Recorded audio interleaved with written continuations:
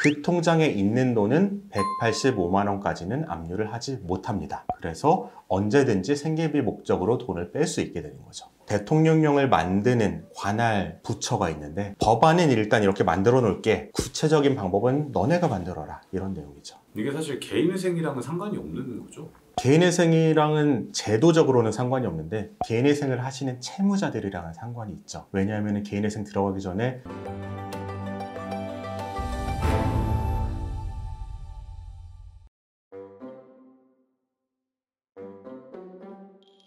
또 새롭게 통과한 법안이 있나요? 네. 어떤 법안이냐면 생계비 압류금지 통장에 관한 법률이 통과가 됐어요. 법률의 이름은 민사집행법인데 법률의 취지에 따라서 전국민 압류방지 통장 또는 생계비 압류방지 통장, 이렇게 많이 얘기를 하고 있습니다. 예전에 한번 들어봤던 것 같은데 새로 나왔네요. 예전에 제가 언급을 한 적이 있었죠. 국회에 법안이 제출되었다, 통과되기를 바란다는 내용이었다면 이번에는 본회의에서 통과가 돼서 이제 시행일까지 정해진 상황입니다. 어떤 내용인지 설명을 드릴게요. 우선 채무자들이 채무를 연체하게 되면 가장 걱정하는 것이 두 가지가 있는데요. 하나는 방문 추심이고 또 하나는 급여통장 압류예요. 이번 법안은 바로 이 급여통장 압류와 관련된 것인데, 어떤 문제가 있었냐, 민사집행법에는 압류를 금지하는 목록이라는 것이 있고 거기에는 1개월간 생계 유지에 필요한 예금은 압류를 못하게 돼 있어요. 그리고 그 1개월간 생계 유지에 필요한 예금의 범위를 대통령령은 월 185만 원이라고 정하고 있습니다. 하지만 실제로 은행에 있는 통장에 압류가 되면은 채무자가 이 법조항을 들어서 은행에 돈을 달라고 해도 은행이 돈을 줄 수가 없었어요. 왜냐하면 은행 입장에서는 이 채무자가 여러 금융기관의 통장을 가지고 있을 수도 있는데 이 185만 원이라는 돈이 다른 통장에 있는지 없는지 확인할 수가 없단 말이에요.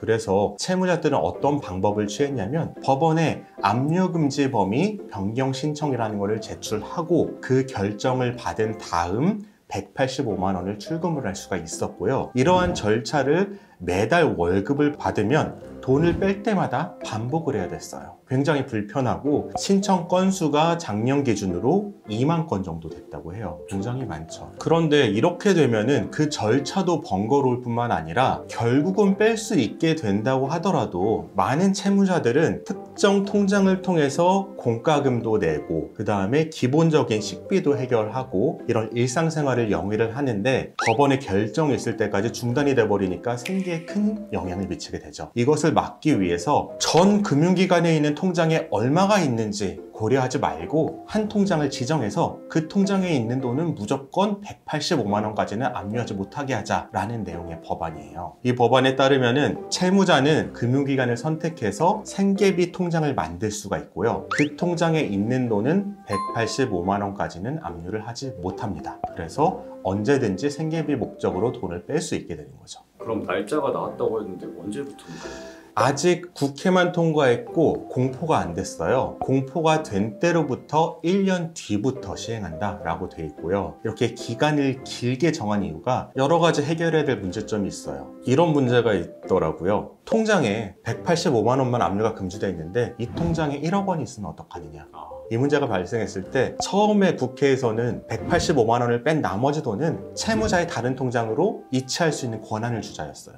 근데 그거는 조금 문제가 있어 보여요. 왜냐하면 채무자 동의 없이 임의로 재산을 처분하기 때문에. 이 방법에 대해서 대통령령으로 좀 고민해서 정해라 라는 취지로 1년간의 유예를 뒀습니다. 그럼 1년간의 유예를 뒀다는 게 1년 동안 좀 더 고민해봐라 이건가요? 그렇죠. 대통령령을 만드는 관할 부처가 있는데 법안은 일단 이렇게 만들어 놓을게, 구체적인 방법은 너네가 만들어라, 이런 내용이죠. 그럼 이게 실제로 이제 실생활에서 시행되는 데까지는 아직 좀 더 시간이 걸릴 거란 얘기인가요? 아마 내년 초부터 실제로 적용이 되고 각 은행에 가서 생계비 통장을 만들 수가 있을 거예요. 그렇기 때문에 아직은 한 1년 정도는 더 압류금지 범위 변경 신청을 통해서 돈을 빼셔야 하고요. 1년 뒤에는 이런 문제가 법적으로 완전히 해결이 될 수 있다, 이렇게 알아두시면 좋을 것 같습니다. 이게 사실 개인회생이랑은 상관이 없는 거죠? 개인회생이랑은 제도적으로는 상관이 없는데 개인회생을 하시는 채무자들이랑은 상관이 있죠. 왜냐하면 개인회생 들어가기 전에 이미 통장에 압류가 된 상태로 들어오시는 분들이 많거든요.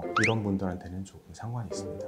그러면은 실제로 이거를 적용하려고 하면은 네. 은행을 가서 생계비 통장으로 만들어 주세요라고 하는 건가요? 아니면 내 이 계좌를 이걸로 바꿔주세요 이렇게 하는 건가요? 아마 전자일 거예요. 왜냐하면은 지금 논의된 바로는 185만 원 이상은 아예 예금을 받지 못하게 하는 쪽으로 얘기가 되고 있는 것으로 알고 있어서요. 기존 통장을 바꾸는 거는 좀 절차적인 번거로움이 있을 거기 때문에 애초에 개설 목적부터 그렇게 정해야 되지 않을까. 현재 많은 기초생활수급자 같은 경우에 제공되는 압류금지 통장의 경우에도 특정 통장을 개설하게 되는 것처럼 이 생계비 통장도 특정 통장을 개설하게 되는 방향으로 진행이 될 것 같습니다.